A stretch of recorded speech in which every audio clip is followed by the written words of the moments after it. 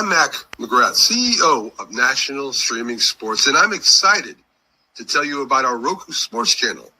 Already has over 12,000 followers, 20 podcasts, over 70 weekly shows, and a 3.4-star rating. Our channel is anchored by great morning shows, afternoon shows, and nighttime shows with great shows in between.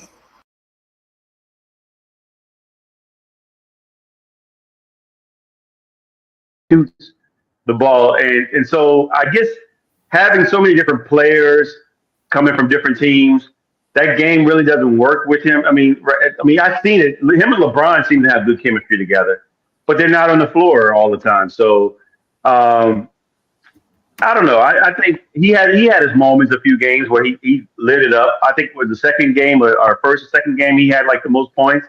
He shot up quite a few threes. So I guess it's just a matter of the chemistry, and I'm not going to sleep on him. They're probably going to need him in this game anyway, and so I look for him to bounce back. You know, his game is coming off screens a lot, right?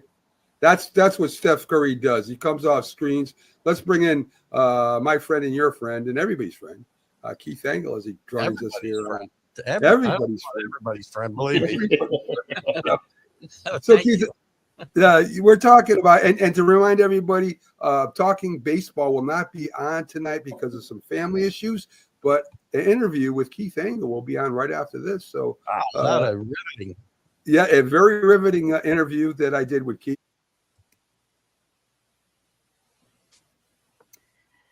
Good old Matt, guys. Good evening and welcome to our professional sports podcast. Of course, our shows this week are dedicated to Mac McGrath, our great creator, producer, host, and friend.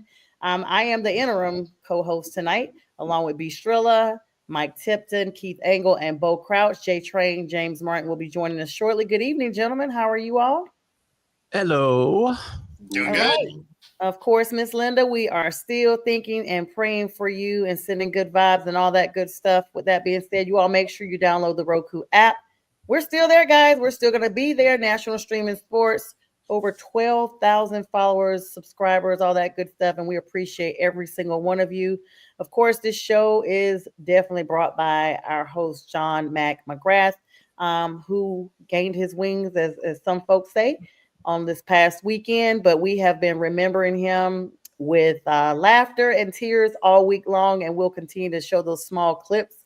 Guys, it's so ironic that clip he brought up actually was talking about Steph Curry. I mean, here we are, the top of our news for today, and hello, Daniel Berry Sports Line. Of course, you guys make sure you send some stars over to Keith at TGI Sports Talk. He's going to be up shortly right after this show, and I'll be on at 9. Guys, it's really amazing that, here we are. That show was actually filmed last year, 10 months ago to be exact.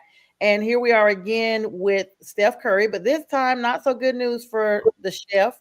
Looks like the chef left the water on too long and it boiled over because he now has a hamstring injury. Should we be worried, guys?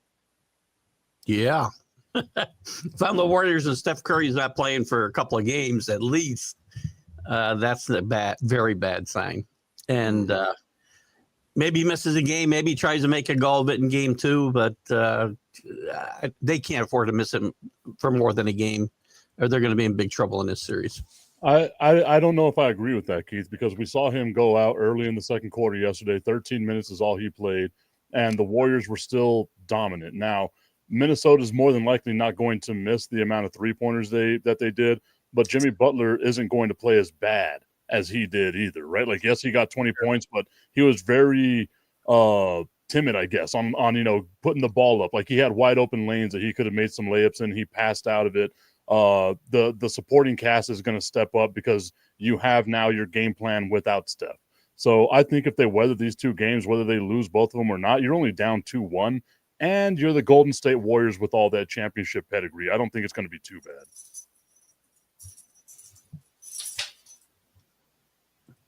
Well, I was waiting for Keith to come back with that one. No, I mean, that's cool. I won the argument. Let's end it right there. I won. Jump in. That's okay. Those are all fair points. But I I don't think this team is deep enough to make up for the loss of Steph Curry over a long period of time. It's much different than losing him for, 3/4 of the game, for the most part. But again, championship teams, which this team has some pedigree there, certain guys, he's one of them, unfortunately. The addition of Jimmy Butler, who plays big in these types of situations, will help.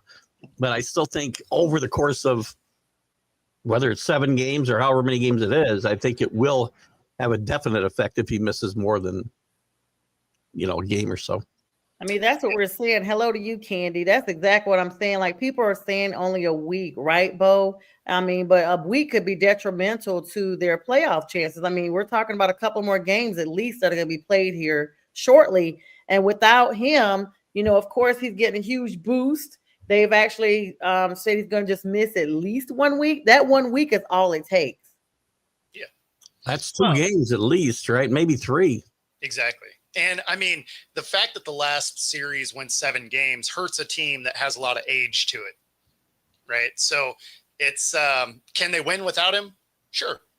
But the odds aren't great. And I mean, yes, he only played in the first quarter, but he had a highly effective first quarter, right? I mean, he put up 13 real quick. So it's it'll be interesting to see how they do it in game 2 without him. But I mean, the team's good enough to win. I don't know that they do, though. I mean, they got a game. They have a game on May 8th, which is tomorrow, one May 10th, which is 2 days from there.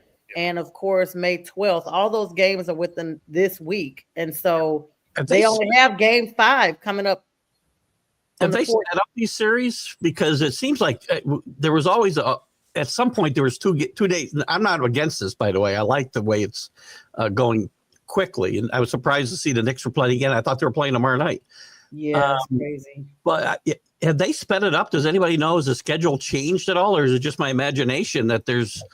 It feels sped up. I was thinking that earlier today when I was on with Jack this morning, and I was just thinking, like, are they wrapping the finals up before June? Because it's usually mid-June, almost the end of June, before the championship game. I literally remember being in New York Juneteenth week, and they were still doing like the last of the Nets were playing. They were doing the last of that round of finals. So it feels like they have sped it up. Well, once they get to the conference finals and the championship finals, it'll probably slow down. But I just feel like, and I like it like this, by the way. I don't like waiting 2-3 days for the next game in any series. So I like the way they're moving us along here. So the first round they tend to kind of space it out a little bit because you have more games that are being played. This is perfect for the NBA as far as like TV audience goes, because now you got a game every single day, and that's kind of the way that they space it every other day now. Now that they have only 8 teams, you can have 2 games on every night for the next couple of days. It is good for TV for sure. Strilla, I mean, this is a grade 1 strain that he has. We've already talked about the fact that this could make or break their playoff contentions, especially now with this expedited schedule. I mean, do we see him maybe trying to make a return before this week is up? What are your thoughts on that? I think that he's going to pace himself. He's the star player on that team. There's no doubt about that. Everybody else is a role player on that team for him. And you will see the effects of that if he's out more than 2, he's out these 2 games. You will see the effects of that because he's won games by himself. Well, not by himself, but basically putting up points, in some of these games in the playoffs. So you got to atone for that fact. And Golden State's got to step up. Their players got to step up. They can't have Jimmy Butler moments like they did in the last game. And this is only 1 game, and they won the first game, but everybody's got to contribute now. See how good Kerr can do coaching. Well, we'll see how good Bobby Hill can hold up too, because I'm not confident. He's the guy who's very up and down. He played well the other night. Mm-hmm. If he can continue that, the Golden State Warriors might weather this a little bit. If they fall down 3-2, there's no way he doesn't play game 6. I can tell you that. But the thing about hamstrings, though, is they have a tendency to hang around. Yeah. So, even if he's able to come back, he's probably not going to be great. And those are an injury that can re-injure themselves real quick. He's going to give it a go, though, if they're down 3-2 for sure. I mean, I'm not saying he's going to go out there and be Steph Curry, but even the threat of having him out there is better than not having him at all, right? But let's not pretend like Jimmy Butler didn't twice carry the dead corpse of the Miami Heat to the NBA Finals, right? Like, he's got more talent on this team than what he did with the Miami Heat. That's fair. And the other thing to think about is it's not like you're going to miss a huge impact on the defensive side of the ball without him in there. So, I mean, they're used to Steph kind of being a liability on defense anyway. I mean, he has moments where he looks okay on defense, but he's not some top end defensive player, certainly not consistently. So, I mean, at least they have that going for him.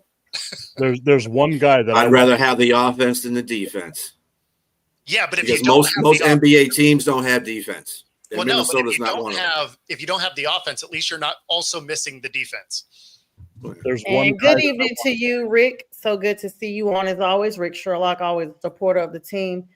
I'm sorry. Go ahead, Tip. You were saying something? So there's one guy that I want to see step up, and that's Guy Santos. Just a great name that rolls right off the tongue, Guy Santos. I want him to step up and have more of a role with the Golden State Warriors. But let's think about this team like what we saw in the Houston series, what we saw yesterday.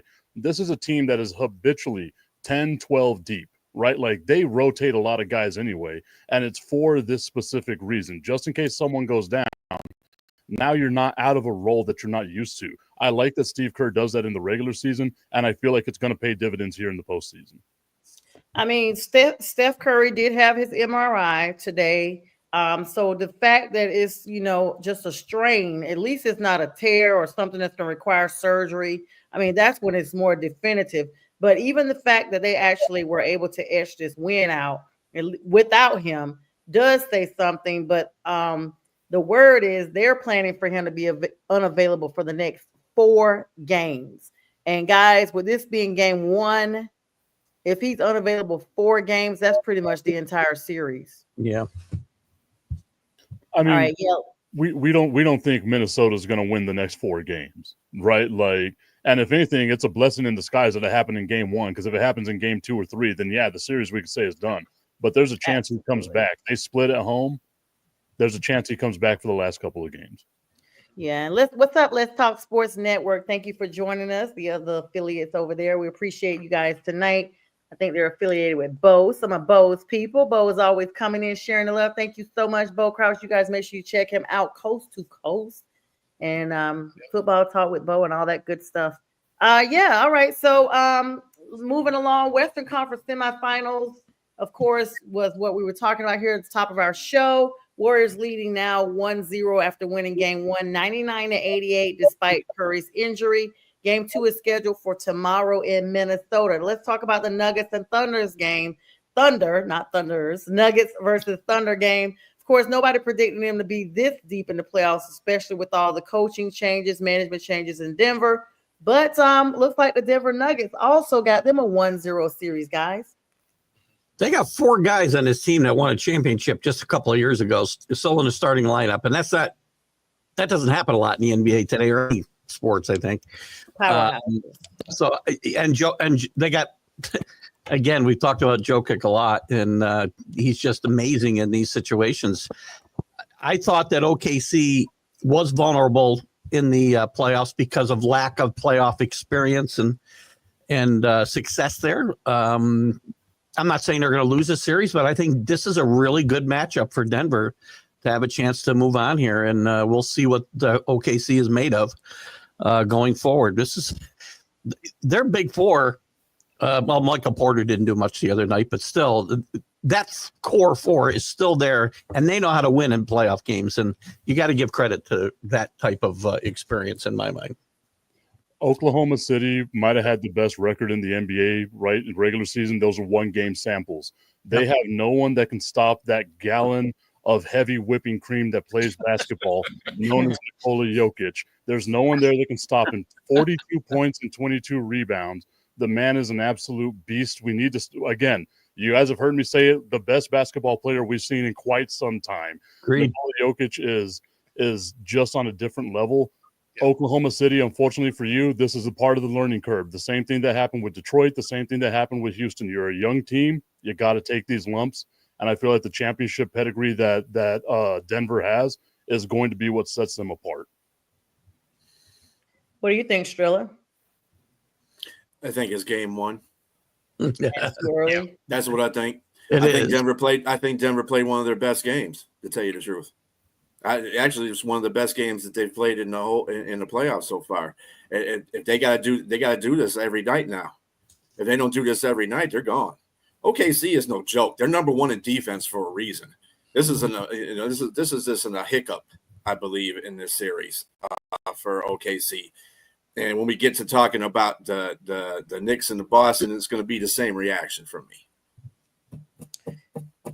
Yeah, what do you think, Bo? Yeah, I think I'm a Sonics fan. I want them to lose every Hi, game they Robert. ever start.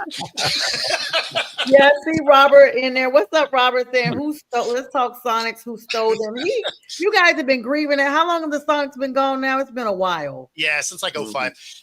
But 20-year grief. hey, here's a sad stat for you. The Mariners have the same amount of playoff appearances as the Sonics since 2000. No, OKC is a no joke team, and I think they got their learning curve in the playoffs actually last year. So I don't read a lot into losing a game one, right? Mm-hmm. Like losing game one is easy to overcome. That being said, I still hope they lose. Any loss on your home floor means something to me. It just does. It does. But you can come back from down 0-1. Like that happens all the time. And I'm not saying they won't. I'm just saying that, and I'm not taking anything away from this team. It's a great team. Mm-hmm. And as Tip said, they were great in the regular season and 1 game samples. Maybe they got their learning curve out of the way last year. You may be exactly right, but I haven't seen the success yet. So... Yep. And let's be honest, like I'm not gonna... sure they beat Memphis by 19 points a game. Memphis hardly belonged to be there, right? Like it's not the play-in teams don't really count. Yeah. This is a championship tested team that won a championship 2 years ago. We're not talking about a team that's been decimated or living off their history, like if it was the San Antonio Spurs or something like that. We're talking about the Denver Nuggets that are a championship team with an MVP caliber type of guy, a very deep bench. And like Keith said, 4 players that won the championship just a couple of years ago. That's where the experience is going to come in. Oh, I mean, you don't got to argue against it. I don't want them to win. So. Before we get to the East, I do want to kind of plug in a question that just actually popped up on Sports Illustrated within the last few minutes. So this is a B. Strilla directed question. Nearly 1 year ago, the Detroit Pistons signed Malik Beasley to a 1-season contract. The 9-year NBA veteran was coming off of that 1-year run he had with the Bucks. Now, considering the Pistons were not even considered a playoff caliber team or contender, he was viewed just as a potential deadline trade candidate initially. He's only 28 years old, guys, and he's a sharpshooter. He's valuable. Do the Pistons hold on to him past this 1-season contract? Yeah. They got to hold on to most of their pieces. In fact, I was just reading an article about them getting the summer league going on so that they can get some of these players that they have already into play mode for the season. They're not making any big moves on the offseason. They might re-sign some people, but they said they're not going after anybody in the offseason. They're just going to keep the core of the players that they have right now, a la following the Detroit Lions kind of way that they're doing stuff. So, I mean, the only person they'll probably let go is Hardaway because he costs he's the most on the cap, and he's not really that effective. Beasley's a lot better player than he is, and I mean, and they'll go from that point. I don't see them sign anybody significant though. Okay, and what's up to you, Brent? Listen, guys, before we move on, I almost forgot to mention this. That Denver game versus OKC was nuts. Who does a deliberate foul with 11 seconds left in the game?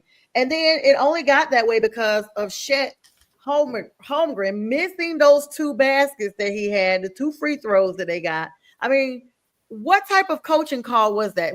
That's too much time on the clock, guys. Everybody is thinking this is one of an insane coaching move. What are you guys' thoughts on that? I almost forgot to mention it. Not just I don't understand it. That's all I got. So I was about to say, like, it makes no sense at all because even in those 11 seconds, you don't make that foul. Nikola Jokic is on the bench. The most dangerous player, our gallon of heavy whipping cream, is not on the basketball court. He's on the bench, and you allow him to come back. Just the back in. There. Yep. Well, he improved, Tippy. He improved from heavy mayo. Tippy. Well, no, because that's Luca. Yeah, Luke. He's the jar of mayonnaise. He's a jar of mayonnaise. Jokic is normally the loaf of bread. Yeah, that's right. That's right. No, I mean, at the same time, you got to make your free throws. Like anytime you're missing free throws, you lose games. So, I mean, that doesn't matter what level you're in. Yeah, I mean, it's just one of those things. Like we always question it as fans, but I think, you know, as they say, even Stevie Wonder could have seen this one. Let's move on over to the East Side, guys. The Celtics game. Should we be, well, like Strilla said, it's only game one. Should we be concerned that the Celtics have dropped their first game, guys, in this big matchup they have coming in? Come on, the Knicks are going to nick it up. Don't worry about it. As a Knicks fan, I kind of agree with Bo, but look, I give the team some credit with some help for the Celtics that came back from a 20-point deficit in the third quarter. They've stopped. Their offense has gotten a little bit more or a little bit less. Brunson turning into Carmelo Anthony and like being a black hole when he gets, the ball goes in there and never comes out, which happens too often with his team, especially late in the game. When Brunson's on a game like he was at the end last Monday night, I should say, it works out great. Also helps that Porzingis played 13 minutes and didn't score a point. That helps as well. The Knicks' lack of a bench and the Celtics having a decent bench is what's going to really turn this around in my mind. The stars on both these teams are going to play well. Bridges could be maybe an X factor for the Knicks if he continues to play well as he has.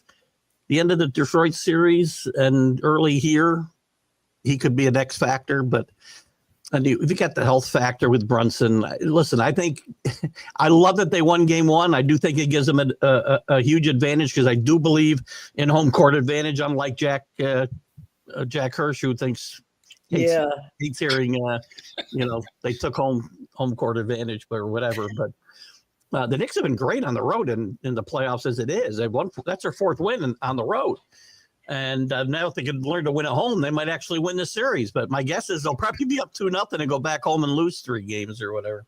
I mean, a 20-point lead is akin to the Falcons game. Sorry, Atlanta people. And you guys know Jack would be on here to argue that point down with you, Keith. But he just had supper and he's in bed with the nightcap right now. So don't message Jack after 6:15. Right. No, God, it's so crazy because I have to plug it in, guys. So I always tell everybody we have because of me, we have several group chats. Okay, there's a Friday with the fellas group chat, and there's also our network group chat because that's how I keep from repeating myself multiple times. And then, of course, Miss Linda's on there, so she knows what's going on with the network.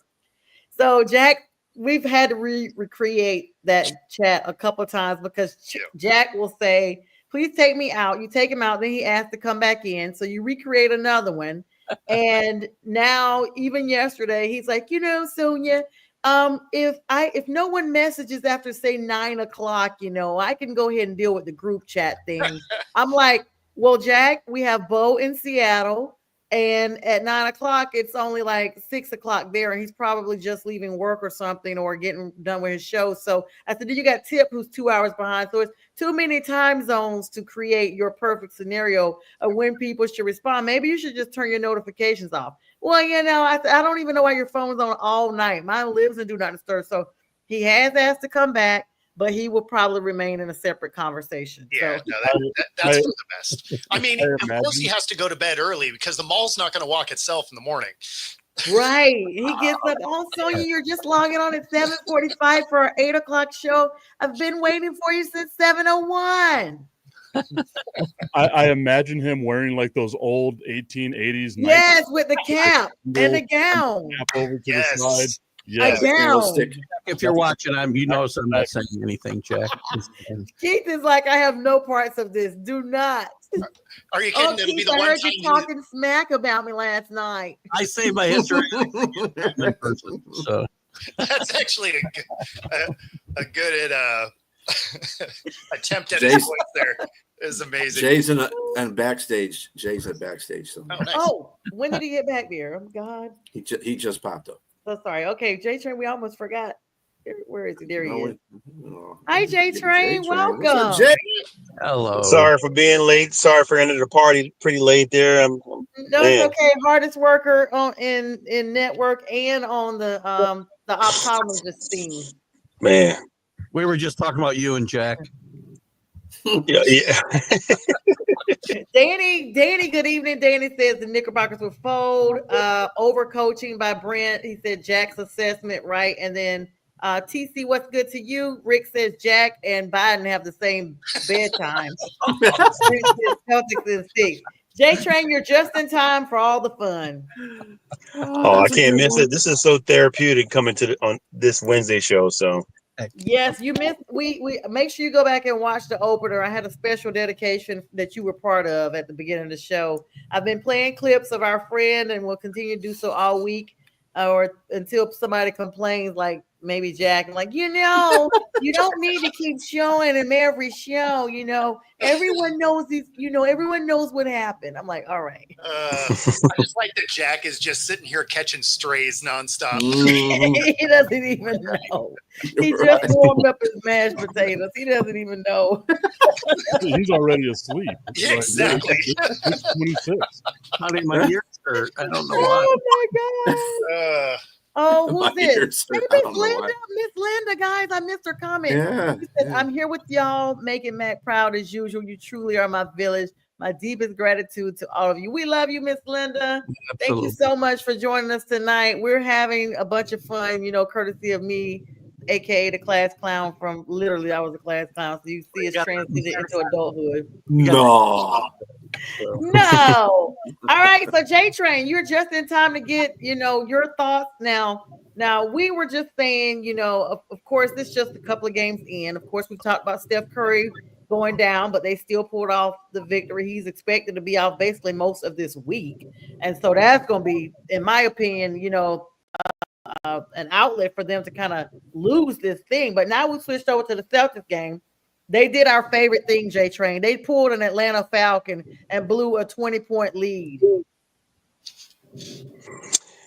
Yeah. Look, the Celtics. I'm not concerned with them. It was a good win. I mean, it was a steal at the end, and Mikal Bridges just closed it out. But I mean, it was a very tight game. And if they have to play games that close this whole series, I'm going to give the edge to Boston. I just think that Boston is just a better team. And I'm pulling, especially for Mac. I'm pulling for the Knicks. I want them to win. I want to see. I used to like the Knicks in the 90s when they were like beating everybody up and, applying the Jordan rules, So I want to see the Knicks do something. But I don't know if that's going to happen. I think Boston is just too much. It was a very close game. And that was in Boston. So, I mean, everybody's excited. I want to see it happen. I just think Boston will have the edge on that one. Let's look at how and hi TC and hi Steve-O, and we're gonna get back to your question in a second. We're gonna plug that in just a tick here. We're just wrapping up some NBA news. We want to talk about baseball. She said, "Let the wheels come off." That's right. And Daniel saying, "Happy Wednesday." Right. I don't even think they start on. They don't. At least we're probably letting her laugh, and so that's a good thing. Healing for the soul. All right, guys. So I don't know. The verdict's still out. That's my favorite phrase. And what game did we miss? Did we miss one of these games? Just my comment on the Knicks too. No. This is the one of the games that the Knicks 15 to 60 shooting threes. That ain't gonna happen too many times. They have had a It's three not. fest. That's Steph Curry's fault because he's throwing baskets from the locker room that go in. That's his It's fault. Steve Curry's fault. It's for everybody else's fault, thinking it could be like Steve Curry. That's all that is. Yeah. Can't be that way. And that's exactly what I was going to say. Like the Celtics aren't going to miss an NBA record 45 threes in another game, right? Like it's Nope. not going to be like that again. They're gonna make their adjustments. It should have been in game. They make one of those buckets at the end of the game. We're talking about this completely differently. Like Okay, they said Robert said that he was a UN fan, and Danny saying, "Listen, the Knicks are beating everybody up in the '90s, but no championship." Miss Linda's laughing. He's misreading what you said there, though. The Knicks literally beat everybody up. They didn't beat them on the court so much. They would beat you up. Yeah, fight, street fight. New Yorkers. Listen, I'm old enough to I'm a Knicks fan, obviously, and I'm old enough to remember watching Charles Smith try to put the ball up there. I think it was Charles Smith, put the ball up there 5 times to win Game 5 in Chicago and can't get the ball in the basket from 1 foot away. Yep. The Knicks during that era. Yep, they beat you up, but as Danny said, love Danny to death. He's always beating me up, but they didn't win any championships. They only got to 1 championship series, and it's because Jordan retired. Yep. Yeah. No. Two. Who'd they lose to in that second one? Sorry, the Spurs during the strike Yeah, season. in '99, the shortened season. Yeah. They were about With Latrell Sprewell. The hiatus season. Yeah, all right, guys. We always have fun on the show. We got a lot more stuff to cover because I gotta cover this last topic of NBA. Then we want to plug in somebody's little baseball plug about these 9 runs in the 11th inning. And then I want to talk to you guys about a couple of football things because I got Tip on here and it's very relevant, very important Cowboy news. All right, you guys. First of all, let me ask you a question. Halliburton's dad is banned indefinitely from these games, y'all. Do you think that indefinitely is a stretch? Did he get banned or did he ban himself? I thought no, that's the thing. He was banned and he agreed. The Pacers banned him. And he agreed. Basically, he was like, I was gonna not come back anyway. He ain't got no choice. Yeah. The Pacers said you can't come out in any of the games. You can't come in any games. Indefinitely, y'all. Anytime stop acting like an ass. I mean, you can't. They come on the court. On the court. Yeah, you can't come out to the middle of the court and get in an altercation with a player. Yeah. And then be like, oh, he's coming at me. It's like, well, yeah. Any of us would be banned for life. We'd be banned forever. Not indefinitely, forever. Any of us. Look what happened in the World Series last year with the 2 kids in right field at Yankee Stadium. They're banned from, I believe, from every Major League Baseball stadium in existence. So let's grab Brent's comment because I know it took him a long time to type this, so I want to make sure we do tell him. Oh, Brent, that's rooting for the Knicks, but don't see them winning the series. Older than dirt. Okay, with a name like Brent, like a young guy.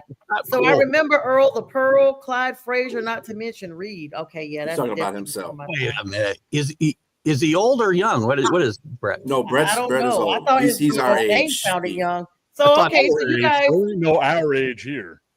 Yeah, no, I mean not you. I said Keith.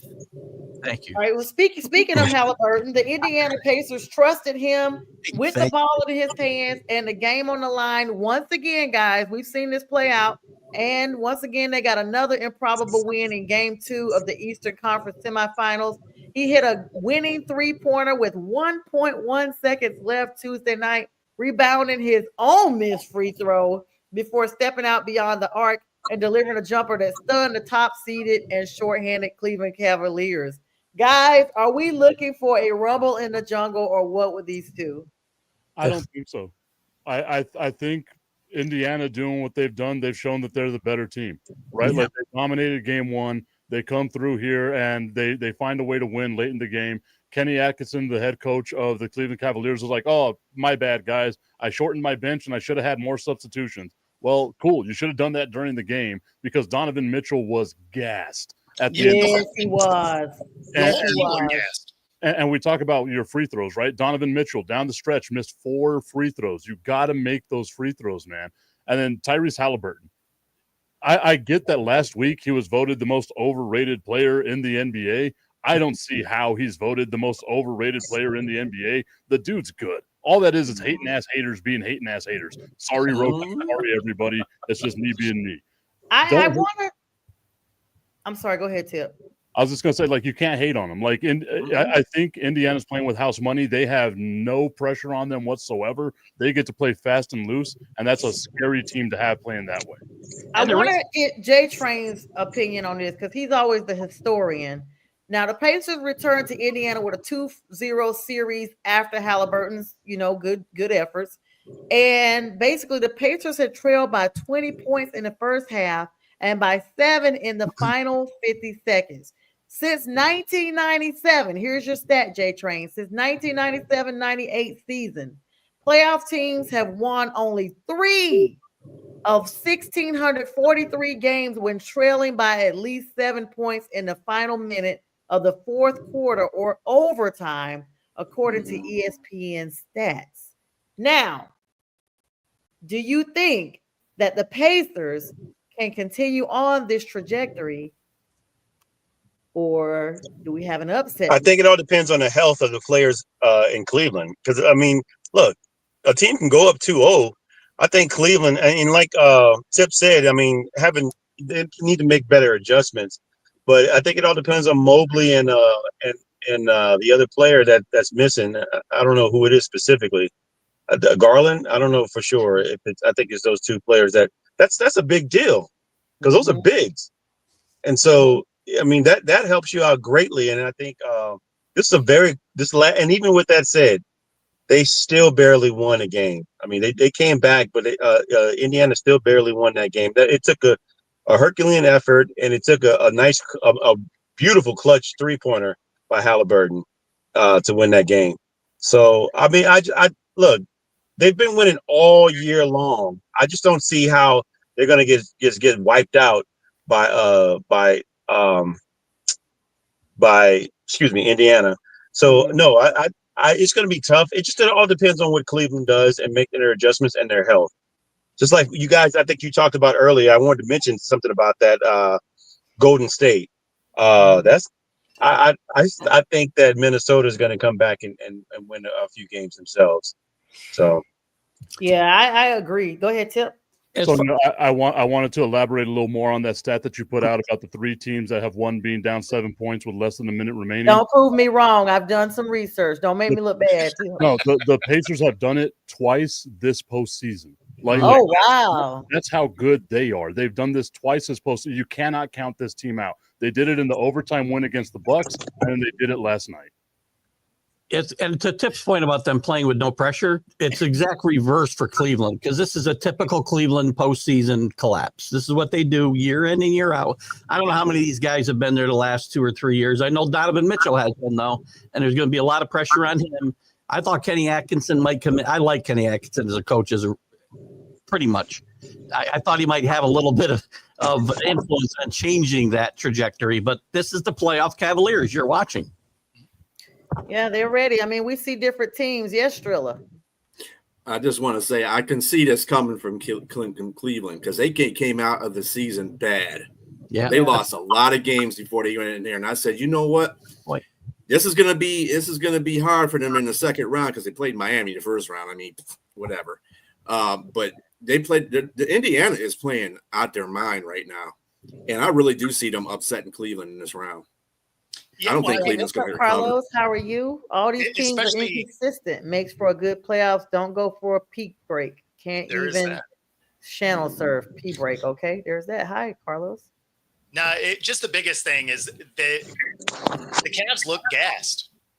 Like the whole game. It's not like, oh, we didn't substitute enough or anything. They come out in the first quarter and looked flat. So, I mean, it wouldn't surprise me if they lose this series. Well, hey, but that's your coach of the year, though. Kenny. I'm bitter. Don't worry about me. I'm bitter. I mean, yeah, no, like seriously, is he the coach of the year? It was voted that he was the coach regular season by his peers, I believe, right? I don't know I don't know if that's the official award or not. I know his peers voted him the coach of the year. So this was brought up. We're gonna plug it in real quick before we go over. Real quick on that. I'm sorry. Yeah, Keith, no worries. How do you pick a coach of the year for the regular season anyway? Coach of the year. Right, that's what I was thinking. I just skipped on over it. And this is the same case I make for the NFL MVP. I agree 100%. Well, it's a regular season award. That's why. It shouldn't be a who made that rule? Disagree. It shouldn't be a rule. History made that rule. Like the history sucks because they need to be making the MVP. I disagree with what you guys are saying. It should. I agree with Tip. It should be a regular season award because I mean, mostly it's based on stats and what the player has done. I mean, I mean, Peyton Manning. There's guys. I mean, so okay. So you're going to give let's just say, or you're going to give the MVP to like a Doug Williams or something like that? I mean, what are you going to do? Getting an MVP. If you have MVP people in a regular season playing in the playoffs, that's what separates the MVP. Yeah, but it's not going to always be that. It's not going to always be that. They're not always going to be the MVP. So and the stats thing doesn't fly either because last year, who had a better stats between Josh Allen and Lamar Jackson? Right. Yeah, but I'm just saying. I mean, but at least his stats were up there. They weren't that much different besides rushing yards. I mean, so I'm just saying he was up there with other players. You can't just. What if you have a situation? Who are you going to give it to when the playoffs are done? Listen, I agree. I agree with James with the players a little bit because there's an award for the postseason. There's MVPs in a postseason. Coaches, there's no coach of the playoffs. There's no. Playoffs. There is. There's a championship ring that goes on his finger. There is a ring, so I agree with that. But you possibly could have your MVP at home. Is what's going on here. But the MVP is determined by Super Bowl MVP. You have a Super Bowl MVP. You don't have a playoff MVP. Agreed. But that's all I'm trying to make it. You don't have a award in the playoffs except for a ring. As we said. Sonja saying that you can have your MVP at home, that's going to happen in this next round, right? Like if OKC loses and Shai Gilgeous-Alexander is the MVP, he got sent home. If Jokic is the MVP, he got sent home if OKC wins, right? Which we don't want them to do just for Bo and like his people. We don't want OKC to win. Yeah. But I do have this, and this will be my prediction, my one prediction that I do every year. If Shai Gilgeous-Alexander wins the MVP award, it'll be announced tomorrow. If Nikola Jokic wins the MVP award, it won't be announced until Game 3. Oh, wow. That's just going off of history. I'm a basketball nerd. That's what I know. Oh, okay, sir. All right. Well, you heard it here first, guys. We got us a basketball nerd, a B nerd. This is lost. I don't get. That just gives you a tip of the information here. Let me go ahead and just honor Steve-O in the chat because he's so desperately wanting us to mention this overcoming of the Giants versus the Cubs game. 9 runs in the 11th inning. I didn't watch that, Steve-O, but congratulations to them. Neither one of those are my teams. Did any of you all on the panel watch that game? Sure did. Did not. But we thank you, Steve-O. And Carlos saying SGA should get that award. I also want to give Bo your personal message from Robert saying, Bo, miss for the win, another series. Man, the Mariners. WS bound, baby, till second half. All right. Let's switch gears as we wrap up our last 22 minutes. We always have a lot of fun on this show. And I just really look forward to this show every single week. Every time I'm with you guys, that's real talk. Give me 1 second. My acid reflux is kicking up. Give me 1 second. That's way too much information, probably. It's the hat. Could we possibly leave props backstage? We're having a great time.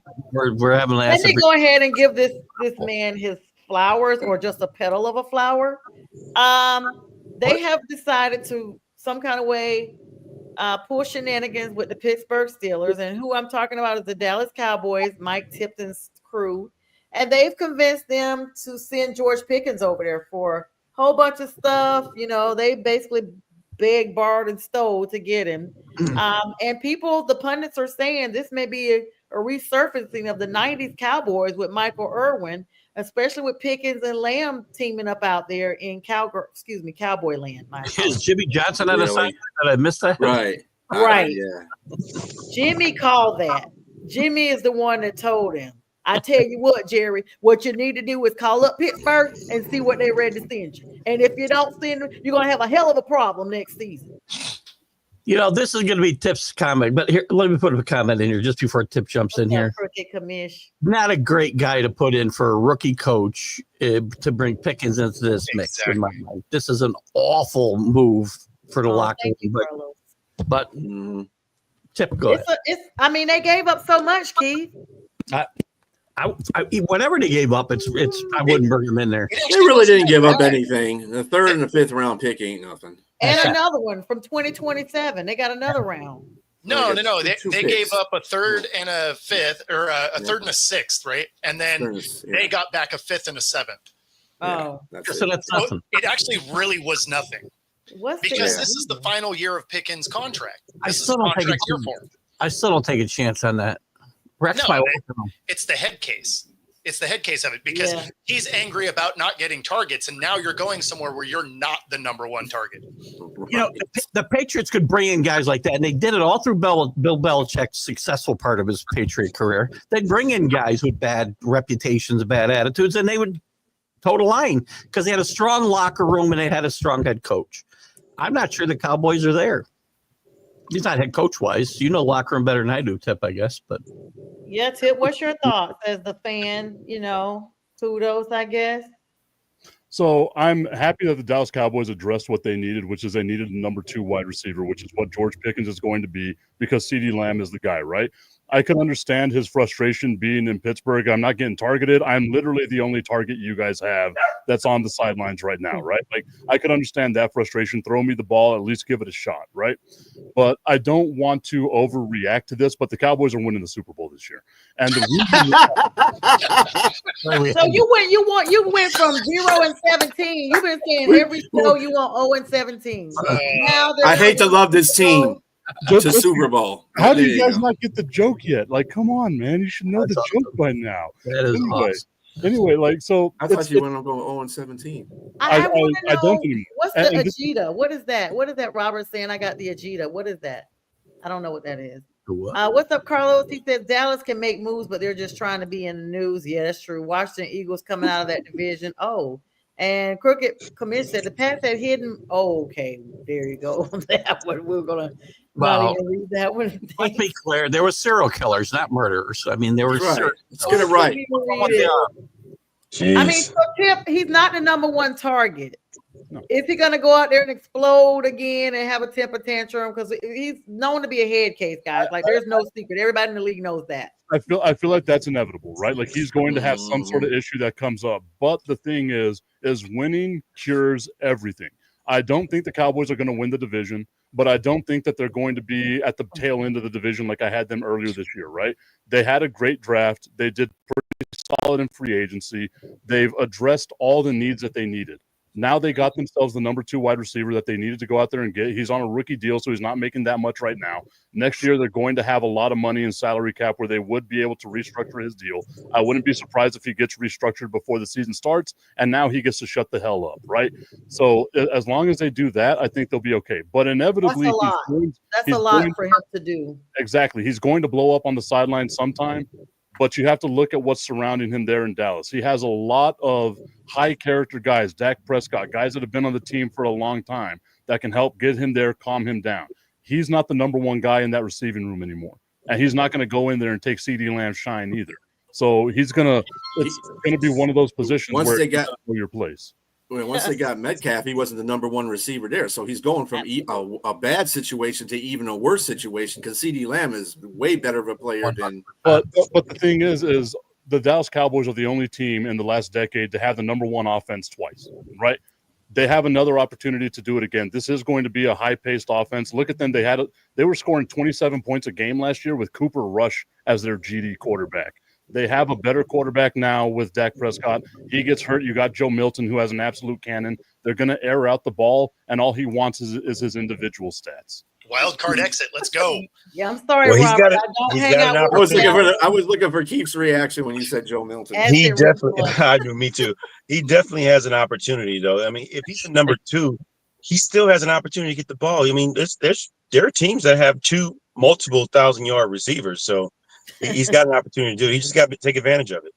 Again, I'm not overreacting. They're just winning the Super Bowl this year. I could say they're going to win 4 in a row. They're just winning the Super Bowl this year. Let's see what next year has to offer. TC says, say it with your chest. And no, Robert, I don't hang out with Italians, but I don't have anything against them. I just don't know any. And he's, well, actually, I do know. I'm so sorry, Carmel, if you're watching.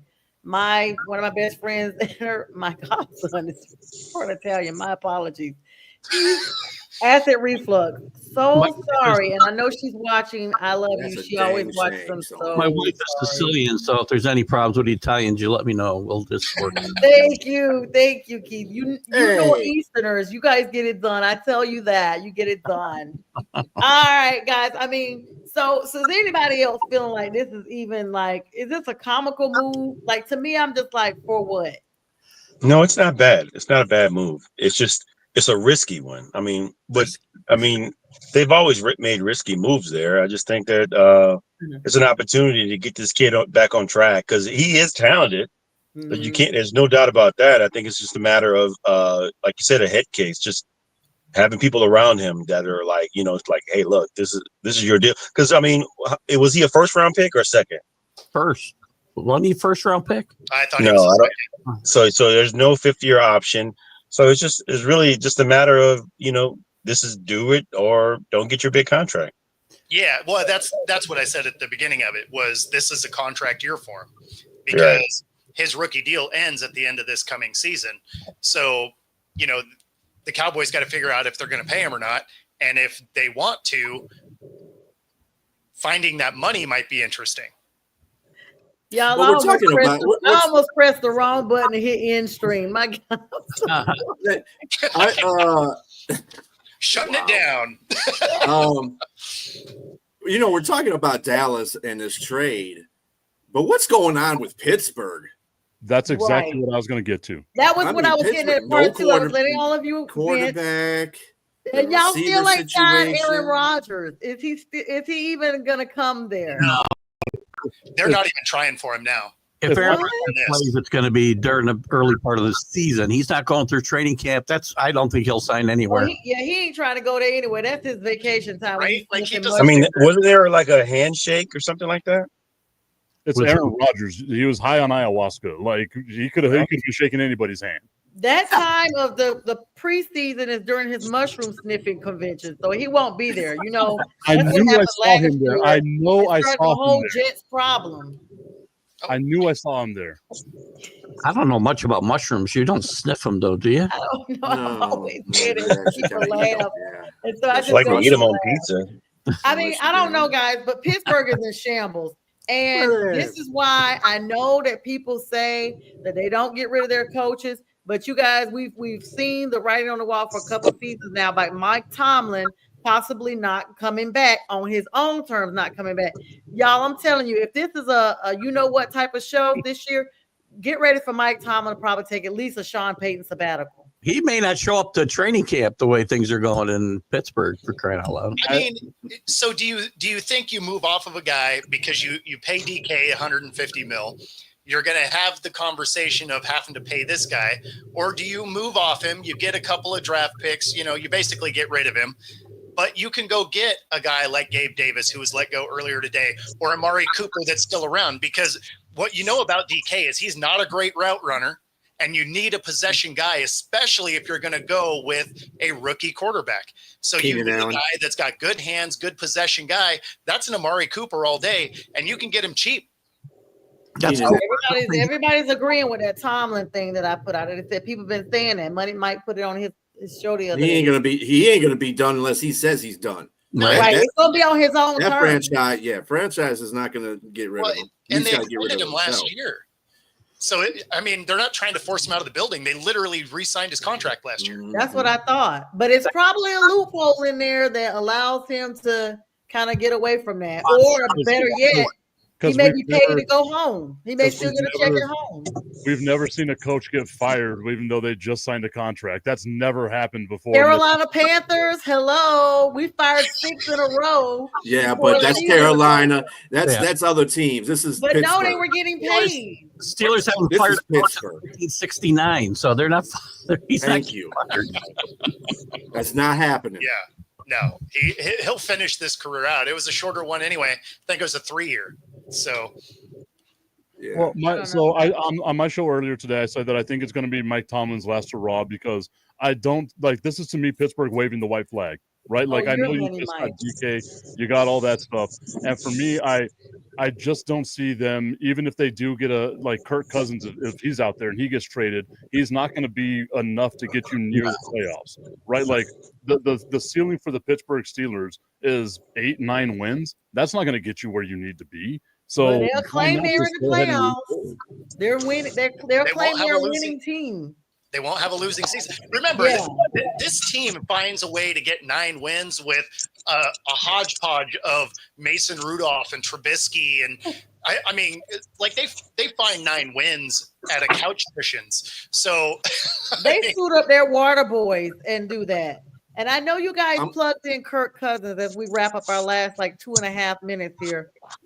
I read it somewhere today that he actually has sabotaged his potential for being traded. Like he's gonna be with Atlanta and he's gonna continue to get those checks, and he's refusing at the same time to play backup. I will not be surprised at the season opener, because I usually go to those, if he comes out there in street clothes, but just on the sideline. Why would you be mad at Kirk Cousins, though? Kirk Cousins got lied to before he came there. Right. Exactly. Oh, I'm not mad about it. I think the way they did him was wrong. You know, I mean, people in general think Kirk Cousins is the bad guy in this situation. Like that. They gave him no help to win next year. They drafted a quarterback with their first pick instead of helping win last year. Michael Penis Jr. So, and I think Kirk will get moved, and I think he'll be the Steelers quarterback. That's what I think about Kirk Cousins. Besides, I mean, Cousins, as mad as he can be at the situation, this year's all guaranteed anyway, so it doesn't matter. Yeah, and but, I mean, he's got family here, and he literally, like Keith said, was coming here basically to probably retire. I don't know if he would retire as a Falcon, but still retire. And not to mention, he has the power because they gave him a no trade clause. You give a guy a no trade clause, he gets to exercise where the hell he wants to go, or if he doesn't. Right. Mm-hmm. Yeah. Mm-hmm. I don't know. This is the last year of his guaranteed money, though. And again, I'm not saying Kirk Cousins is the answer there, but I do not understand why people think that Michael Penix is the next coming of Tom Brady. He played. I told somebody the other day, the day he was issued his birth certificate, they gave him a tiny set of crutches as well. He was already hurt coming out the womb. His numbers were not that great last year. They were like 2 and 3 in his 5 starts. His numbers were pedestrian at best. As a big fat lefty that loves big lefty quarterbacks, I got to say Michael Penix Jr. is coming. And beefy quarterbacks too, Tip. Let's not forget just big beefy men. Just big beefy men. You got that. I'm B. Yeah, I heard that too. Oh man, I was laughing at that. That's why he's. I was more stunned. I couldn't say anything. Yeah, I mean, I don't know. As you guys know, I always say no one knows for sure. I mean, congratulations to you, Tip, for getting whatever you hope to get out of GP. It's either going to be a phenomenal team season or it's going to be a spectacular failure, and I am here for both of them. You know what? He'll do his show, guys. He'll do his show, guys, but then we'll be looking for him, and we'll be like, "Where's Tip? Oh, guys, so sorry, emergency or working." It's like as soon as they drop, we'll be like, "Dang." I'll say it flat out. Whenever I look at my messages and there's 84 missed messages, I ain't reading that. Yeah, me either. Yeah, that's a great imitation of Tip you just did. So that lets me know about the group chat. Once you get lost behind all the replies, you just read the latest thing and try to scan up. That's try to catch up. Yeah, I don't have time for all that. No, there's 97 messages. I'm like, I got 2 messages in me. That's all I got. I just text Jack. I ask him what's going on. Jack tells me what's going on.